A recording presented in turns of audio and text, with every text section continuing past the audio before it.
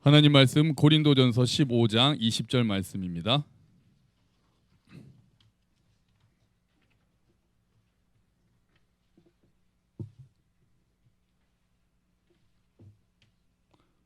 고린도전서 15장 20절 신약 282페이지, 283페이지에 있습니다.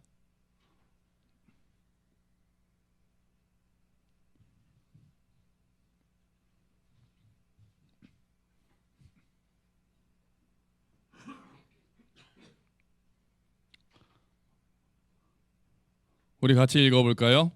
그러나 이제 그리스도께서 죽은 자 가운데서 다시 살아나사 잠자는 자들의 첫 열매가 되셨도다. 아멘. 할렐루야.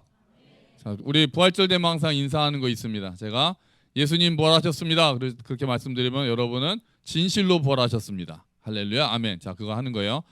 예수님 부활하셨습니다. 할렐루야. 아멘. 아멘. 그렇죠. 예수님 부활하셨습니다. 진실로 부활하셨습니다. 오늘은 기독교가 가장 기독교다운 날입니다. 부활절이 없었으면, 예수님의 부활이 없었으면 기독교가 아예 탄생할 수가 없죠. 예수님의 죽음이 만약에 부활이 없었다면 예수님의 죽음은 그냥 세상을 잠시 시끄럽게 했던 어떤 청년의 허무한 죽음으로 끝났을 거예요. 예수님이 부활하셨기 때문에 예수님이 하나님의 아들이시라는 것이 증명이 되고, 예수님이 부활하셨기 때문에 예수님의 십자가 죽음이 능력이 있다는 것이 증명이 되고, 예수님이 부활하셨기 때문에 십자가가 패배가 아니라 승리고 구원이고 완성이었다는 것이 증명이 된 겁니다. 그리고 그것이 대속적 죽음이라는 것도 증명이 된 거죠. 하지만 많은 사람들이 부활에 대해서 잘 믿지를 않습니다. 어떤 책을 보니까 이런 얘기가 있어요. 쌍둥이가 뱃속에서 하는 얘기입니다. 엄마 뱃속에서 얘도 얘모가 하는 얘기예요. 얘도가 형이고 얘모가 동생인데요. 형 이렇게 묻습니다. 얘모가 말합니다. 나는 태어난 다음에 삶이 있다고 믿어. 딱 그랬더니 얘도가 얘기합니다. 야, 웃기지 마. 그런 게 어디 있어. 여기가 전부야. 이 안은 좀 껌껌하긴 해도 따뜻하잖아. 탯줄만 붙잡고 있으면은 잘 먹고 잘 살 수 있잖아. 여기가 다야. 그렇게 얘기를 합니다. 얘모가 얘기합니다. 아니야. 뭔가 더 환한 곳이 있을 거야. 자유롭게 움직일 수 있는 곳이 있을 거야. 이 바깥에서 세상이 있을 거야. 얘도가 얘기합니다. 그런 거 아니라니까. 여기가 다라니까. 이제 말이 안 통하는 거죠. 그랬더니 얘모가 결정타를 날립니다. 형, 나는 엄마가 있다고 믿어. 그랬더니 얘도가 야, 너도 본 적이 없고 나도 본 적이 없는 엄마가 있다고 어떻게 믿냐? 그런 존재를 어떻게 믿냐? 자, 그렇게 이제 되는 거죠. 여기에 만족하자. 우리들 중 많은 사람도 그러죠. 보이지 않는 하나님이 어디 있냐라고 얘기를 합니다. 이 세상도 여기가 다라고 얘기해요. 뱃속에 있는 얘도의 모가 그렇게 대화를 하다가 결국은 나와서 정말 환한 곳을 알게 되고 자유가 있는 곳을 알게 되고 엄마와 아빠를 만나게 됐잖아요. 우리도 언젠가 이곳이 전부인 줄 알았던 사람들도 있겠지만 이곳이 전부가 아니라는 것을 믿는 우리들도 언젠가 더 크고 영광스러운 곳에서 우리의 아버지 되신 하나님을 만나게 될 줄로 믿습니다. 아멘. 아멘. 많은 사람들이 그렇게 생각을 하는 거예요. 그래서 부활, 하나님, 다른 세상 다 쓸데없는 짓이라고 생각한단 말이에요. 사실 부활을 믿지 않는 것은 2000년 전부터 있었습니다.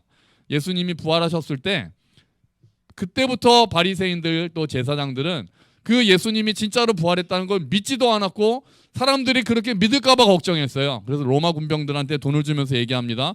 시체를 예수의 제자들이 훔쳐갔다라고 전해라. 그러니까 로마 군병들이 다 다니면서 그 소문을 내기 시작해서 그때부터 예수님의 시체를 제자들이 훔쳐갔다라는 도둑설.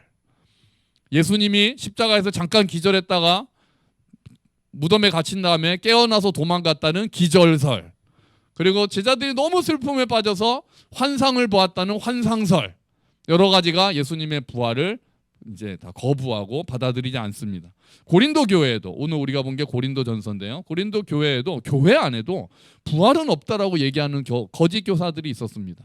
정체가 어떤 사람들인지는 잘 모르겠어요. 근데 부활은 없다라고 얘기합니다. 이 사람들한테 부활에 대한 의심을 퍼뜨리니까 사도 바울이 15장 전체를 할애해서 부활에 대해서 강력하게 이야기하는 거죠. 그래서 고린도전서 15장을 부활장이라고 이야기합니다. 바울의 부활에 대한 변증은 네 가지 정도로 구분할 수 있는데요. 첫 번째는 구약 성경을 들어서 부활을 증명합니다. 우리 앞에 한번 볼까요? 자, 고린도전서 15장 3절 4절 바울이 이렇게 얘기합니다. 같이 읽어보죠.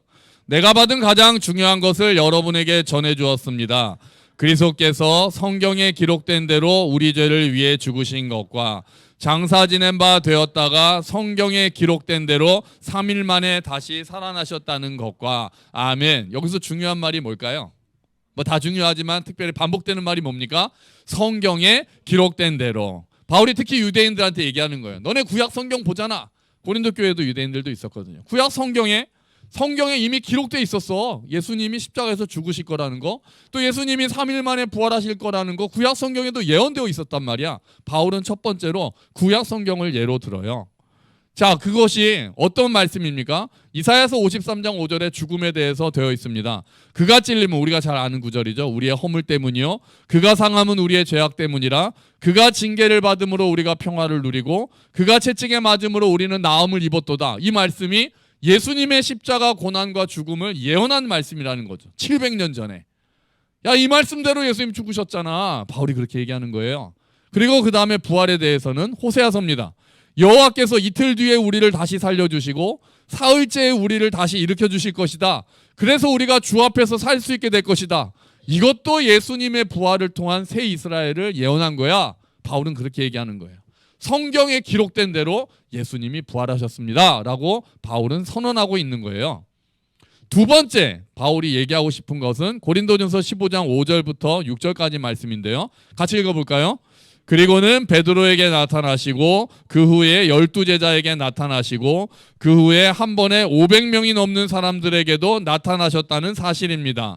그 사람들 중에는 이미 죽은 사람들도 있지만 대부분은 아직도 살아 있습니다. 아멘. 이 고린도서를 쓸 때가 AD 30년쯤 되거든요. 그러니까 예수님 부활하시고 나서 한 30년 정도 지난 다음에, 아니죠, 예수님 부활하시고 나서 얼마 안 됐죠. 얼마 안 되고 나서 이제 쓴 책인데요. 고린도 교회에 이렇게 얘기하는 거예요. 예수님 부활하신 거 증인이 있는데 니네 왜 안 믿어? 이렇게 얘기하는 거예요. 이 당시는, 지금은 이제 다 죽었지만 그 당시는 이미 예수님을 보고도 살아있는 사람들이, 죽은 사람도 있지만 살아남은 사람들이 500명한테도 동시에 보이셨으니까 수많은 사람들이 있다는 거예요. 그러니까 그리고 나도 봤다. 바울이 그렇게 얘기하거든요. 부활하신 예수님을 만났다. 그렇게 증인이 있다라고 변증을 합니다. 자, 세 번째 변증은 자연의 이치예요. 자연의 이치는 한번 보시면요. 같이 읽어보죠. 그러나 죽은 자들이 어떻게 다시 살아나며 또 그들은 어떤 몸으로 나오게 되느냐라고 묻는 사람이 있을 것입니다. 참으로 어리석습니다. 여러분이 뿌리는 씨는 죽지 않으면 살아나지 못합니다. 아멘. 자연에도 같은 이치가 있다. 우리가 씨앗을 뿌리는 것이 그 씨가 죽는 것처럼 보이지만 그 안에 사실은 생명이 들어있었고 씨가 터지면서 싹이 나고 꽃이 피고 열매가 맺는 것이 자연의 이치 아니냐. 마찬가지로 예수께서 죽으심으로 다시 그 안에 있는 생명의 씨앗이 3일 뒤에 발화돼서 생명으로 다시 부활하신 것이다. 자연에도 그런 이치가 있듯이 예수님도 그렇게 부활하신 것이다 라고 이야기합니다. 그러면서 사람도 죽으면 우리도 신령한 몸으로, 씨앗이 싹으로 바뀌는 것처럼 우리도 완전히 새로운 몸으로, 우리가 지금은 상상할 수도 없는 새로운 몸으로 부활할 것이다 라고 바울은 이야기하는 거예요. 마지막 변증은 뭘까요? 마지막으로 부활이 있다는 증거를 바울은 이렇게 얘기합니다. 제자들의 헌신이에요. 15장 29절 말씀인데요. 같이 읽어볼까요? 죽은 자들이 다시 살아나는 일이 없다면 우리는 무슨 이유로 매 순간 위험에 처한단 말입니까? 아멘. 바울은 우리 요즘 말로 하면은 내가 바보냐? 이렇게 얘기하는 거예요. 야, 부활이 없다면 내가 왜 이 생고생을 하고 있어? 라고 바울은 얘기하는 거예요. 내가 정말 부활하신 예수님을 안 만났다면은 나 편하게 살 수 있었던 사람이야. 나 바리새인 중에 바리새인이었고 율법으로도 아주 교사한테 잘 배운 사람이었고 그 안에서 나는 기득권을 가지고 살 수 있었던 사람이야. 근데 내가 왜 지금 이렇게 얻어맞고 욕먹고 감옥에 갇히면서 이런 고생을 하겠니? 내가 부활하신 예수님을 만났기 때문이야. 바울은 그렇게 얘기하는 거예요. 이렇게 점잖게 하지만 정말 하고 싶은 얘기는 그거죠. 부활이 없다면 우리가 뭐하러 이렇게 위험에 처하면서 이런 말을 하고 다니겠어? 이렇게 바울은 얘기하는 거예요. 십자가와 부활의 증인이 된 것은 바울이 부활하신 예수님을 만났기 때문이죠. 감옥에 갇히고 굶주리고 매맞으면서도 예수님이 부활하셨다는 것을 세계를 돌아다니면서 전달한 거죠. 이게 저는 가장 큰 증거라고 생각을 합니다. 그 겁 많던 제자들, 예수님이 십자가에 달리셨을 때 다 도망갔던 제자들이 다시 나타나서 예수님이 부활하셨습니다라고 담대하게 전했던 것은 부활하신 예수님을 만나고 성령 충만했기 때문이에요. 그러니까 그 사람들이 변한 거죠. 여러분, 우리도 부활의 주님을 만나게 되시기를 주의 이름으로 축원합니다. 아멘. 그게 우리 안에 능력이 되면 좋겠는 거예요. 정말 우리가 교회를 나오는데 정말 예수님이 부활하셨나? 긴가민가 하면서 신앙생활을 할 수가 있나요? 없어요. 내 힘으로 신앙생활하면 얼마나 힘듭니까? 나오기 싫은 교회 나와야 되고 억지로 예배해야 되고 얼마나 힘듭니까? 근데 부활의 주님을 깨닫고 십자가의 주님을 만나면 예배가 기쁨이 되고 교회가 기쁨이 되고 헌신이 기쁨이 되는 거예요. 그게 안 되니까 억지로 신앙생활을 하고 있는 거죠. 아직 부활의 주님을 경험하지 못한 거예요. 부활의 주님을 만나면 바울이 그랬던 것처럼 우리 안에 부활의 소망과 기쁨이 넘치게 되는 거예요. 정말 다시 한번 그 부활의 주님 우리가 만나서 우리 안에 부활의 소망과 기쁨이 넘치게 되기를 축원합니다. 아멘. 아멘. 진짜 막 전화해서 나오라고 그러고 깨우고 아직 하나님을 잘 모르니까 그런 거잖아요. 정말 부활에 대한 소망이 있다면, 천국에 대한 소망이 있다면 억지로 교회로 올 수 있겠어요? 바울은 부활에 대해서 변증만 하는 게 아니에요. 15장에 가면은 부활의 소망으로 바로 눈을 돌립니다. 왜냐하면 예수님만 부활하신 게 아니라 우리도 부활할 거기 때문에 그래요. 바울이 그 얘기를 하고 싶어요. 오늘날 많은 사람들이 절망하는 이유 중 하나는 미래가 없기 때문이라고 얘기해요. 우리 어른들은 그렇게 얘기하잖아요. 야, 옛날에 훨씬 더 못 살았어. 50년대가 훨씬 더 못 살았고 60년대가 훨씬 더 못 살았고 그래도 우리는 희망을 갖고 열심히 있었는데 요즘 청년들은 그렇게 그때 생각하면 훨씬 더 잘 먹고 훨씬 더 좋은 거 누리는데도 왜 맨날 미래가 없다고 투덜대? 왜 이렇게 힘들어해? 어른들은 그렇게 얘기하잖아요. 나 때는 말이야 이렇게 얘기하는데 청년들 얘기를 들어보면 그때는 나아질 거라는 희망이 있었죠. 그때는 좀만 노력하면은 10년 열심히 일하면은 집 한 칸 살 수 있고 또 열심히 일하면 회사에서 승진되고 또 회사에서 충성하면은 회사에서 나오는 퇴직금이랑 이걸로 여생 누리고 그런 희망이 있었죠. 지금은 그런 희망이 없습니다. 이렇게 얘기해요. 지금보다 더 나아질 거라는 희망이 없어서 좌절한다는 거예요. 출발선이 달라요. 그러니까 어떻게 보면은 출발선이 중요한 것 같아요. 감사해. 출발선이 낮으면 올라갈 수 있는 가능성이 있으니까 거기에 대한 희망으로 감사를 누리고 나아질 수 있는데 출발선이 너무 높아버려서 더 나아질 수 없다라는 게 상대적으로 비교하면서 오히려 더 떨어질 수 있다라는 두려움에서 사는 거예요. 출발선을 낮게 했어야 돼요. 우리 자녀들 출발선을 아주 낮게 했어야 돼요. 아프리카 보내서 살게 했어야 되는데 실수했어요. 너무 잘 먹였어요. 너무 잘 먹였어요. 우리 교회도 사람이 근데 이제 금방 당연해지는 게 문제긴 하죠. 사실 여기 들어올 때도 얼마나 감격했습니까 우리가. 우리가 매일 올 수 있는 교회가 있다는 것 자체로 얼마나 감격했습니까. 근데 이제 슬슬 이제 당연해졌죠. 그리스도인들은 미래에 대한 희망이 확실한 사람들입니다. 확실한 거 하나 가지고 있는 거예요. 생명의 부활이 있다는 믿음이 있다는 거예요.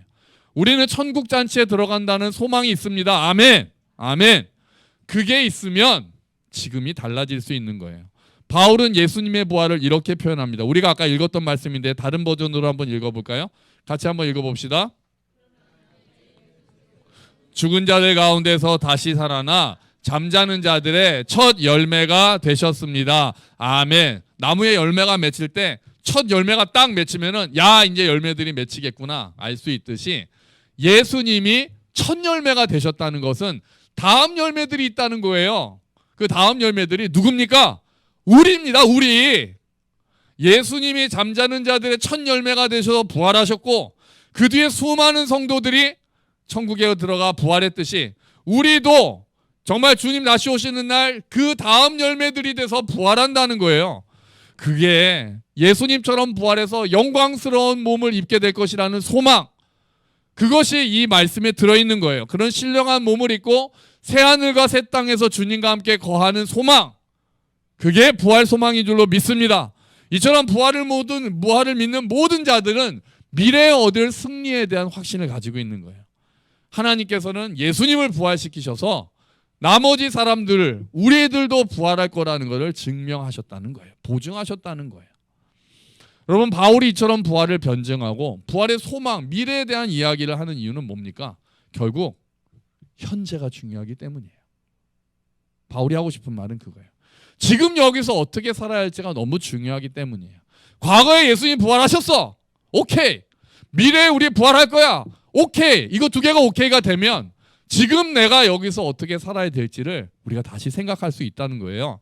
그래서 고린도전서 15장 마지막 절이 이렇게 끝나요. 우리 한번 같이 읽어볼까요? 그러므로 내 사랑하는 형제들아, 견실하며 흔들리지 말고 항상 주의 일에 더욱 힘쓰는 자들이 되라.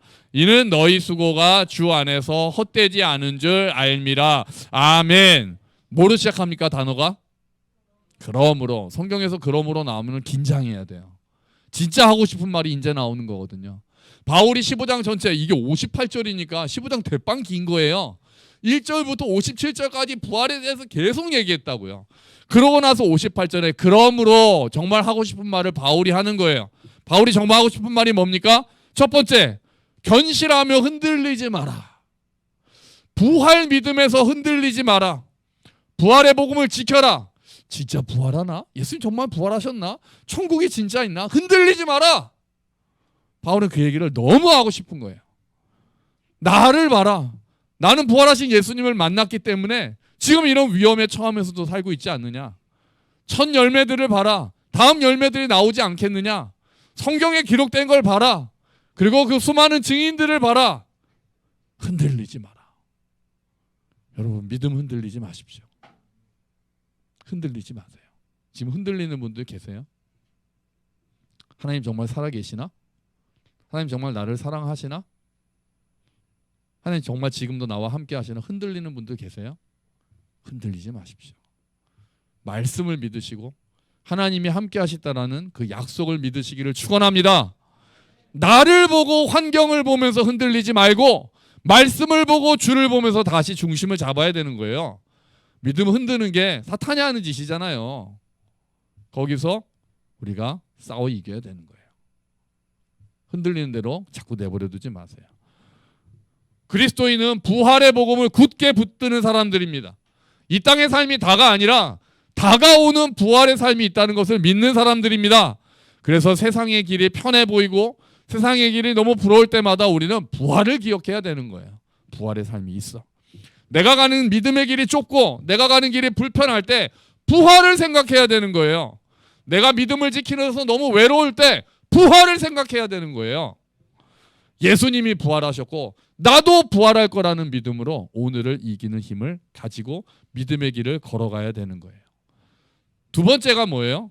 주의 일에 더욱 힘쓰는 자들이 되라. 바울이 하고 싶은 얘기가 그거예요. 첫 번째는 흔들리지 마라. 믿음 흔들리지 마라.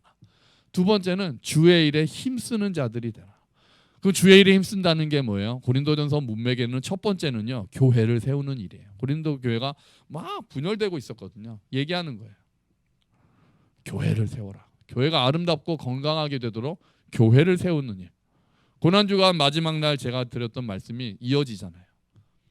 교회가 날 위해 뭘 해주나 자꾸 생각하지 말고 내가 교회를 위해서 무엇을 할 수 있나.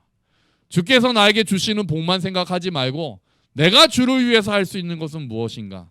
우리가 거기까지 생각해야 복음이 완성된다고 말씀드렸어요. 교회를 위해서, 교회를 세우기 위해서, 공동체를 세우기 위해서 헌신하는 삶을 사는 사람들이 부활을 믿는 사람들인 거예요. 이게 부활의 복음을 사는 사람들의 특징이 되는 거예요. 물론 주의 일이 꼭 교회를 세우는 일에만 국한되지는 않습니다. 우리가 각자 처해 있는 환경 속에서, 일상 속에서 그 일들을 주께 하듯 하는 것이 주의 일이에요. 가정을 돌보는 일, 직장 일을 하는 일, 사업을 하는 일, 학생들이 공부하는 일, 그 모든 것들을 주님께서 주시는 힘으로 주께 한다고 생각하고 주께 하듯 하는 것들이 주의 일을 하는 거란 말이에요. 주의 일에 힘쓰는 거예요. 그게 하나님께 영광을 돌리는 일이에요. 그래서 내가 이 일을 할 때 주께서 나와 함께 하시며 주님께서 이 일을 어떻게 보시는가를 자꾸 생각해야 되는 거예요. 그리고 나서 바울이 위로해요. 그런 수고가 주 안에서 헛되지 않다. 여러분, 우리의 수고가 헛되지 않습니다. 우리가 뿌리는 씨앗이 절대로 헛되지 않습니다. 여러분이 교회를 위해서 흘리는 눈물이 헛되지 않습니다. 가정을 위해서 흘리는 눈물이 헛되지 않는 줄로 믿습니다. 우리가 하는 수고들이 하나도 땅에 떨어지지 않을 것입니다. 정말 그 열매들이 이 땅에서 보이게 되기를 주의 이름으로 축원합니다. 우리가 열매를 보지 못한다 하더라도 우리의 기도가 남아서, 우리의 수고가 남아서 하나님께서 원하시는 때 그것들이 열매를 맺게 될 거예요. 그리고 마지막 날 우리가 주님 앞에 섰을 때 우리는 칭찬을 받을 겁니다. 잘했다, 착하고 충성된 종아. 그거면 다 될 겁니다. 이 땅에서 우리가 수고하고 때로는 힘들고 때로는 내가 예수 믿어서 이 고생하나? 네, 예수 믿어서 하는 고생이 있어야죠. 예수 믿어서 하는 고생이 전혀 없이 예수 믿을 수 있겠습니까? 괜히 좁은 길입니까? 그런데 그 길에 평안이 있다는 거예요. 넓은 길이어서 평안이 있는 게 아니라 예수 믿는 길이 수고하고 힘들 때도 있는 길이지만 그럼에도 불구하고 그 길을 결정하고 뜻을 정하고 갈 때 주시는 하나님의 평강, 그럼에도 불구하고 주시는 하나님의 능력이 있기 때문에 우리가 그 길을 기쁨으로 간다는 거예요. 편해서 기쁨으로 가는 게 아니에요. 어떤 목사님 설교를 들었는데 그런 얘기를 하시더라고요. 그분이 어릴 때 미국에 부모님이 먼저 가셔서 초청해서 영주권을 뭐 했는지 이제 가문 받는 건지 초청을 해서 한 달 뒤에 이민을 가게 됐대요. 그랬더니 그 한 달간의 삶이 달라지더라는 거예요. 뭐 물건도 뭐 한 달 있으면 미국 갈 건데 그래서 사람들 막 다 줘버리고, 누가 막 자기를 괴롭혀도 뭐 한 달 있으면 미국 갈 건데 뭐 그러고 되게 너그러워지고, 미래를 딱 정해놓고 사니까 현재가 달라지더라는 거예요. 여러분, 우리도 정말 우리가 부활할 것이라는, 부활하고 천국에 대한 소망이 있다면 현재가 달라지지 않을까요? 우리가 좀 힘들더라도 우린 천국 갈 건데 뭐, 우린 부활할 건데 뭐, 힘들더라도 우리가 조금은 다시 일어날 수 있고, 낙심하더라도, 몸이 아파도, 마음이 아파도 그래 우리는 부활할 거야. 그 소망을 굳게 붙잡는다면 우리는 그래도 다시 일어날 수 있지 않을까요? 그리고 우리는 좀 더 섬길 수 있게 되지 않을까요? 내일도 힘들지만 그래도 부활이 있으니까 다시 주의 일에 힘쓰는 자가 될 수 있지 않을까요? 여러분, 부활 소망이 우리 안에 넘치기를 주의 이름으로 축원합니다. 고린도전서 15장은 우리의 미래를 알려주는 거예요. 우리는 부활할 겁니다. 우리는 부활할 거예요. 생명의 부활로, 영광의 부활로 나올 거예요. 우리가 그것을 정말 믿는다면, 그 부활의 주님을 만난다면 현재가 달라질 거예요. 정말 우리가 그것을 사모해야 됩니다. 그냥 내가 아무런 감흥 없이, 아무런 힘 없이 그냥 교회만 왔다 갔다 하는 그런 신앙생활이 아니라, 이왕 예수 믿게 된 것, 이왕 교회 다니기로 한 것, 정말 내가 부활의 주님을 만나기를 소망하고 그 기도 우리가 간절히 드려야죠. 내가 정말 살아계신 하나님을 깊이 만나고 그 감격으로 신앙생활 할 수 있게 되기를 기도해야죠. 여러분, 그 기도 주님께서 들어주실 줄로 믿습니다. 우리가 자녀들을 위해서 그렇게 기도해야죠. 정말 우리 자녀들 정말 살아계신 하나님을 만나, 부활의 예수님을 만나, 부모 때문에 교회 나온 것이 아니라 정말 내가 그리스도의 능력으로, 그리스도를 향한 기쁨으로 교회를 나오게 되기를 우리가 자녀들을 위해서 끊임없이 기도해야 될 줄로 믿습니다. 그리고 우리가 그런 부활의 소망으로 살고 그 소망으로 믿음의 길을 걸어가시는 저와 여러분이 되시기를 주의 이름으로 축원합니다. 아멘. 우리 같이 기도하죠. 주님, 예수께서 부활하셨습니다. 우리도 부활할 것입니다. 주님, 그 부활의 소망으로 오늘을 다르게 사는 우리가 되게 하시고, 살아계신 하나님, 부활하신 하나님을 만나는 우리가 모두 될 수 있도록 도와주시옵소서. 함께 기도하겠습니다.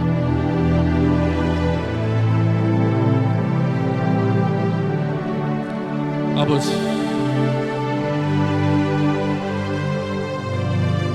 주님, 예수 부활하셔서 감사합니다. 아버지, 그 부활의 소망으로 살아가게 하여 주시옵소서. 주님, 부활의 소망으로 살아가게 하여 주시옵소서.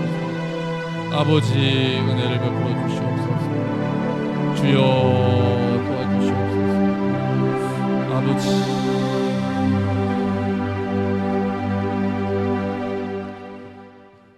살아계신 하나님, 부활하신 예수님 감사합니다. 주님, 예수님 부활하셨습니다.